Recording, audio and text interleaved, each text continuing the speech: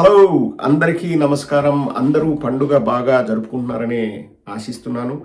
కానీ జాగ్రత్త అండి, మీ డబ్బులకు రెక్కలొచ్చే సమయం ఆసన్నమైంది. వాటికి చంద్రబాబు నాయుడు రెక్కలు అమరుస్తుంటే పవన్ కళ్యాణ్ చక్రాలు కడుతున్నాడు. సో రోడ్డు పైనైనా వెళ్తుంది మీ డబ్బు మీ చేతుల్లో నుంచి, లేకపోతే గాల్లో అయినా వెళ్ళిపోతుంది. జాగ్రత్త సుమ, మీ డబ్బులు ఊరికే రావు మీకు, అది కష్టార్జితం. ఎలక్షన్స్ ముందు ఇద్దరు డ్రామా ఆర్టిస్టులు, పగటి వేషగాళ్ళు బయటికి వచ్చి ఏం మాట్లాడారో ఒక్కసారి వినండి. దేని గురించి చెప్తున్నానో మీకే అర్థమవుతుంది. ఒక్కసారి ఈ పగటి వేషగాళ్ళు ఏం మాట్లాడారో వినండి. మందుబాబులను ప్రస్తావిస్తూ. మా మందుబాబులు కూడా శుభవార్త. చెప్పు రాజా, చెప్పు. మీరు కూడా అదే పడద్దండి, రేట్లు తగ్గిస్తా, మంచి మద్యం వస్తుంది, అది కూడా మీకు బాధ లేదు. లేదు, ఎవడైనా ఎలక్షన్ క్యాంపెయిన్ ఇట్లా మాట్లాడతారండి. మందుబాబులకు చెప్తున్నా, అధైర్యపడొద్దు, రేట్లు తగ్గిస్తా, నేను అభివృద్ధి చేస్తా, సంపద సృష్టిస్తా, పంచతా, పెరకతా, పీకతా అని చెప్పేసి ఎవరైనా చెప్తారండి? ఎంత దౌర్భాగ్యం అంటే కాదేది కవితకు అనర్హమని ఎలక్షన్స్లో గెలవడానికి ఏదైనా మాట్లాడతాను నిస్సిగ్గుగా. మళ్ళీ నాకు 40 ఏళ్ళ ఎక్స్పీరియన్స్ ఉందని మాట్లాడే చంద్రబాబు నాయుడు గారు చెప్పిన చిలక పలుకులవండి. రేట్లు తగ్గిస్తా, అధైర్యపడొద్దు అన్నాడు. ఇంకా ఆవు చేలో మేస్తే దూడ గట్టున మేస్తుందా అన్న చందాన దత్తపుత్రుడు 2 అడుగులు ముందుకేసి ఇంకా భావకత ఏమంటారు, ఆ ఆర్ద్రత, ఆ కడుపులో నుంచి బాధ వచ్చినట్లు నాటకాలు చెప్తున్నా కదండి. నిజ జీవితంలో ఇంకా నటనకు ఆస్కారాలు ఉంటే ప్రతి సంవత్సరం ఒకటి కూడా మిస్ కాకుండా మొత్తం పవన్ కళ్యాణ్ కొడతారు. దాంట్లో ఎటువంటి డౌటే లేదు. ఒక్కసారి మా పవన్ కళ్యాణ్ సారువాడు ఎలా బాధాతప్త హృదయంతో, గుండె బాధతో కొట్టుకుంటుంటే, గొంతు తడారిపోతుంటే, ఆ బాధతో మందుబాబుల మంచి కోరుతూ ప్రేమతో ఎలా మాట్లాడతారు చూడండి. ఇంకా అసలు రమణ గోగుల మ్యూజిక్ కొట్టేట్టు, ఇంకా ఆ లెవెల్ వేరు. ఒకసారి వినండి. అన్నిటికంటే చాలా బాధ కలిగిస్తుంది నాకు ఈ మధ్యలో మద్యపాన ప్రియుల కడుపు కొట్టావు జగన్, కొట్టావు. మద్యప్రాణ ప్రియుల పొట్ట కొట్టావు జగన్, పొట్ట కొట్టావు.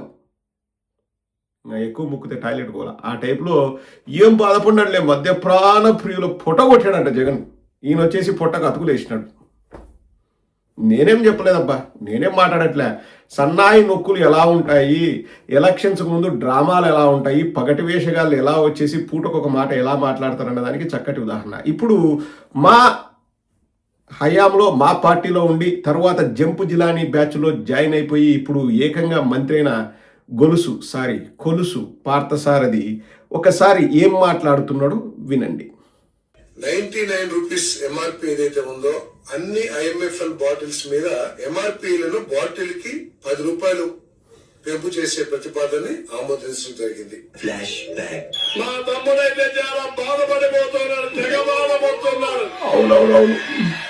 అన్నయ్య, నువ్వు తొందరలో వచ్చేయాలా, నా ధర తగ్గించేయాలా, లేకపోతే నాశనకంగా కూడా మంచి మంది ఇవ్వాలని మా తమ్ముడైతే తెగ బాధపడిపోతున్నాడు. మళ్ళీ నాణ్యమైన మధ్యమే కాకుండా ధరలు తగ్గించే బాధ్యత కూడా మేము తీసుకుంటాం. ఇప్పుడు చూడండి, కొలుసు పార్థసారథి గారే చెప్పారు, క్వార్టర్ పైన 10 రూపాయలు పెంచుతున్నామని చెప్పేసి. సో మీ డబ్బులకు రెక్కలు కింద టైర్లు కట్టే ప్రయత్నంలో కూటమి ప్రభుత్వం ఉంది. జాగ్రత్త. మీరు ఒడిసి పట్టుకోకపోతే ఆ మందు షాపుల జోలికే వెళ్ళొద్దండి, అటు సైడ్ వెళ్ళొద్దు.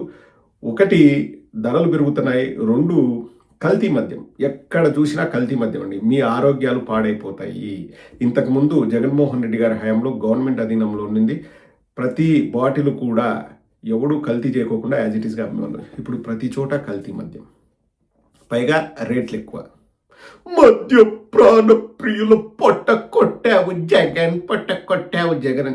ఏమి నాటకాలు దొబ్బుతావు పవన్ కళ్యాణ్, నీ పాసుగుల ఎన్నెన్ని చెప్పినాళ్ళే, ఎన్నెన్ని ఏమీ లేని ఇస్త్రాకు ఎగిరి పడుతుందని. అబ్బాబా సింగరమింగిన ఎగిరి. ఇప్పుడు సుగాలి ప్రీతి కేసు నేను డీల్ చేసే స్థాయి కాదు నాది. ఎమ్మెల్యే అసెంబ్లీలో మాట్లాడండి. పిల్లలు మాయమైపోతే తప్పు నాది కాదు. స్కూల్ టీచర్స్ మీరు బాగా పద్ధతిగా పెంచండి. రోడ్డు మీద నరికి నరికి చంపితే అది నాకు సంబంధం లేని విషయం.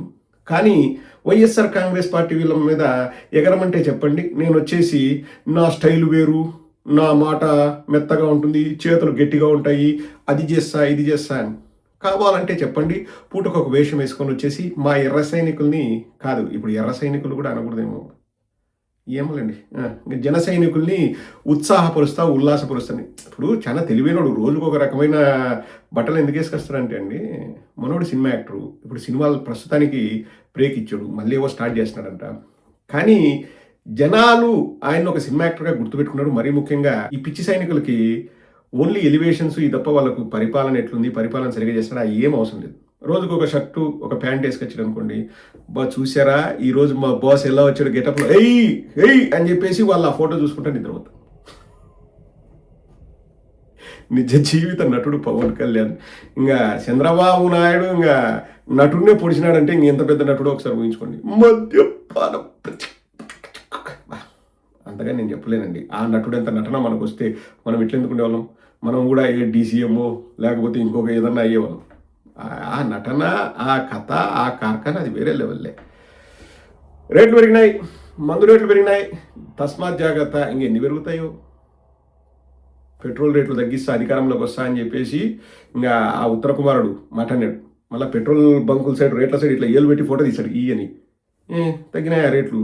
భారతదేశంలోనే నెంబర్ 1 పెట్రోల్ డీజిల్ రేట్లు ఉండేది ఆంధ్రప్రదేశ్లో. రాసి పెట్టుకోండి.